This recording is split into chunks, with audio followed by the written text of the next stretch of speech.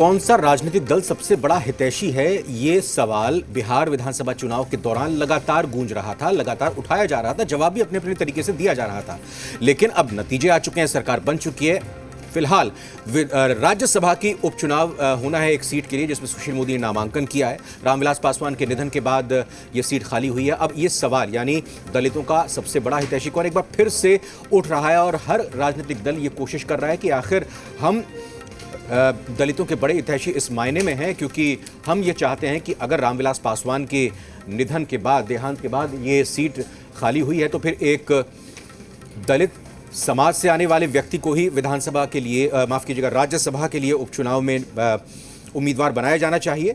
फिलहाल अभी महागठबंधन की अगर बात करें तो महागठबंधन की तरफ से तो कोई उम्मीदवार तय नहीं हुआ है। हालांकि ये ज़रूर चर्चा पीछे चल रही थी कि एलजेपी पर डोरे डाले जा रहे थे। कहीं ना कहीं कोशिश यही थी कि एलजेपी की तरफ से जो रामविलास पासवान की पत्नी हैं उनको उम्मीदवार बनाया जा सके, लेकिन सहमति चिराग पासवान की नहीं मिलने की वजह से ये कहा जाए कि ये दांव उल्टा पड़ता हुआ दिखाई दिया। लेकिन फिलहाल आज चूंकि आखिरी तारीख है इस राज्यसभा उपचुनाव के लिए नामांकन की, तो फिर लगता नहीं है कि सिर्फ बातें ही होंगी, कुछ ठोस उम्मीदवार के तौर पर महागठबंधन दावेदारी किसी की पेश करेगी। फिलहाल ये नहीं लगता है। जब इनको राज्यसभा क्लियर देना हो तो ये मन माफिक करें, ये मीसा भारती जी को पहुंचावें, ये अन्य लोगों को पहुंचावें। और जब बलि का बकरा बनाना हो तो मेरे अनुसूचित भाइयों को ही क्यों बनाते हैं? क्यों इतना प्रेम उमड़ पड़ता है? ये कैसा प्रेम है भाई? सुशील मोदी जी बिहार के एक लोकप्रिय नेता हैं और बिहार के आम आवाम ने एनडीए को एक जनादेश दिया है। उस जनादेश के आधार पे जो चुनाव होगा उसमें माननीय सुशील मोदी जी की जीत सुनिश्चित है। 45 दलित नरसंहार के लिए राजद और कांग्रेस सीधी जिम्मेदार है, जिसमें लगभग 2000 से ऊपर दलितों की हत्या कर दी गई थी। लक्ष्मणपुर बातें हो चाहे अन्य नरसंहार हो, 45 नरसंहारों से सिर्फ दलितों को मारा गया था और सीधे राजद की सरकार और कांग्रेस की सरकार थी उसमें। परसों पता चला कि विश्वनाथ राम, एक दलित नेता जो कांग्रेस से विधायक बना, उससे पैसे लिए गए टिकट देने के लिए। हद तो तब हो गई जब लालू यादव खुद ललन पासवान को फोन करते के कहते हैं, एक दलित को, कि वोट मत दो एनडीए को, एब्सटेन कर जाओ। और वो दलित नेता विधानसभा में चिल्लाता है कि मुझे लालू से जान को खतरा है। तो क्या पहले दलितों को मारा और अब दलितों को अपमानित करने का सारा ठेका इन लोगों ने ले लिया है क्या? भारतीय जनता पार्टी एक सिद्धांत पे चलती है, सबका साथ सबका विकास। और यहाँ जो भी लोग जो हैं कार्य करते हैं उसको, जिससे कि प्रदेश को और समाज को फायदा हो, वैसे लोगों को एक जो है सम्मान दिया जाता है। राष्ट्रीय स्तर पर आप देखें, किसी एक जो है एक सीट पे नहीं देखना चाहिए। राज्यसभा का जो होता है वो राष्ट्रीय स्तर का होता है, कोई प्रदेश स्तर का नहीं होता है। इसलिए विपक्ष जो ये तूल दे रहा है वो सिर्फ इसलिए कि जातीय भेदभाव को बढ़ाया जाए ताकि वो फायदा जो है उनको आगे मिल सके। एनडीए के लोग लगातार दलितों की हकमारी कर रहा है। एनडीए के लोग जो है कि दलितों का जो उत्थान देखना नहीं चाहते हैं, चाहे वो आरक्षण का मामला हो, चाहे दलितों पर उत्पीड़न का मामला हो। अभी जो रामविलास पासवान जी देश के नेता थे, उनके निधन हो जाने पे राज्यसभा का सीट खाली हुई, तो ये सीट किसी न किसी दलित को मिलना चाहिए। लेकिन इसके नहीं देकर करके एनडीए के लोग जो है वो सुशील कुमार मोदी जी को देना चाहते हैं। देने की क्या तुक? इसलिए देश के प्रधानमंत्री नरेंद्र मोदी जी हों, चाहे बिहार के मुख्यमंत्री नीतीश कुमार जी हों, इन लोगों को कथनी और करनी में बहुत अंतर है। सत्ता में जो बाबा साहेब भीमराव अम्बेडकर ने कहा था सत्ता में भागीदारी, वो पूर्ण रूप से दलित राजनीति हाशिए पर चली गई है और ये जानबूझ करके एनडीए सरकार कर रही है।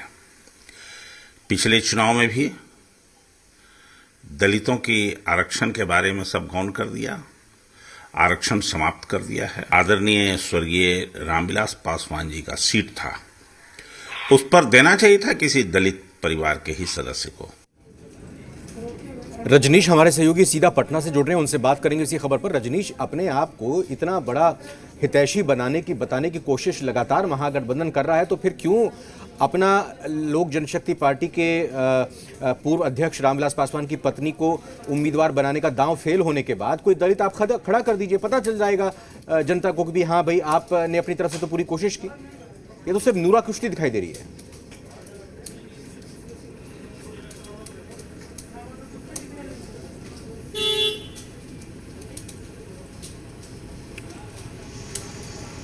आवाज मिल रही है ना रजनीश आपको?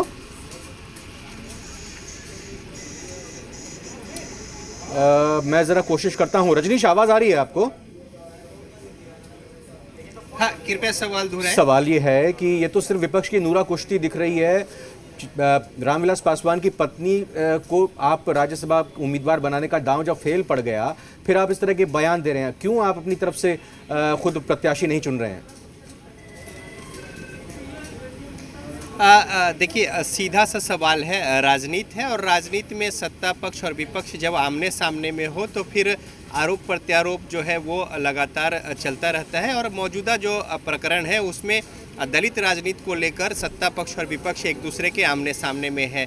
और जो प्रकरण है उसकी शुरुआत जो यहाँ पे उपचुनाव हो रहे हैं एक सीट को लेकर, जिसमें कि रामविलास पासवान के निधन से खाली हुआ था राज्यसभा का सीट, और इसको लेकर जिस तरीके से विपक्ष जो है वो निशाना साध रही सत्ता पक्ष पे कि उनकी कथनी करनी में अंतर है, वो दलितों के हितैषी बनने की बात कहती है, लेकिन दलित पार्टी और नेता जो है रामविलास पासवान, उनकी सीट पे उन्होंने कोई दलित को उम्मीदवार नहीं बनाया और ऐसा करके वो निशाना साध कर कटघरे में खड़ा करके और खुद को अपने आप को दलितों के हितैषी की बात कह रही है। कोशिश ये भी थी कि उम्मीदवार कोई वैसा हो जिनका समर्थन करके एक अपने पाले में वैसे लोगों को गोलबंद करने की भी कोशिश हो और जो सत्ता पक्ष है उनको कटघरे में खड़ा किया जाए। हालांकि ये मुहिम जो है वो सफल नहीं हुई, कोई उम्मीदवारी नहीं हुई महागठबंधन की ओर से, लिहाजा अब ये निशानेबाजी है।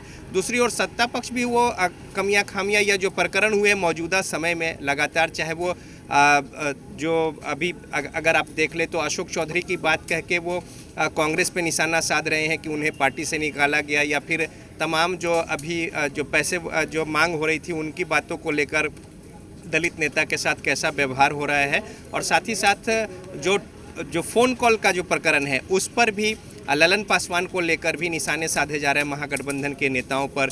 तो इस तरीके से दलित जो समुदाय है, समूह है, सामाजिक स्तर पे उनके लोगों को अपने पाले में गोलबंद करने को लेकर दोनों ओर से बयान किए जा रहे हैं और आरोप प्रत्यारोप का दौर जो है वो जारी है। फिलहाल बहुत